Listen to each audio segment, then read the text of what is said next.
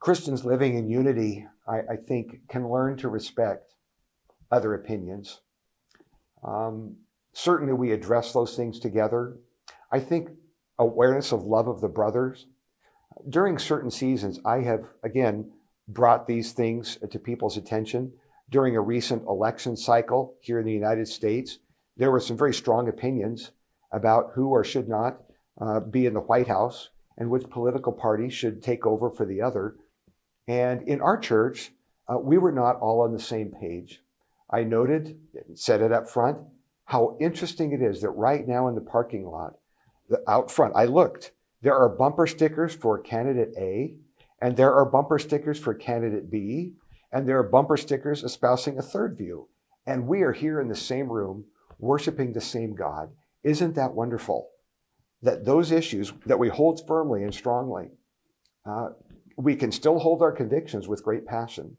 But when we're around others that see it different, we're going to love. We're not going to criticize or step on other people. This is a tough one in social settings, small groups. Sometimes in our small groups, this has gotten out of hand. You'll have several people who think a certain way on a political topic who get very loud in a small group, either saying, yay, we won, or rats, we didn't win. And others on the other side of the room saying, well, I'm happy it didn't go that way.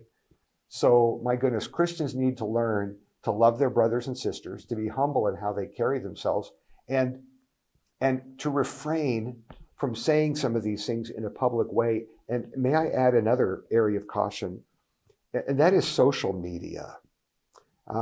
Just recently, it was my responsibility to address a brother who I had seen on social media saying some things that were his convictions, but putting it out on social media, it really stepped on the toes of a whole lot of other believers. And I already knew there was a rift developing that would hinder that brother's ministry. That brother's in a different ministry than our own. And I knew that by his statement, some of the people that loved his ministry and had previously supported him were going to step away, and he didn't know that. So it was my responsibility as a friend to say, you know, when you put that on your social media feed, this view is best, this candidate should win, it had the unintended effect of alienating some people with whom you're on the same page biblically.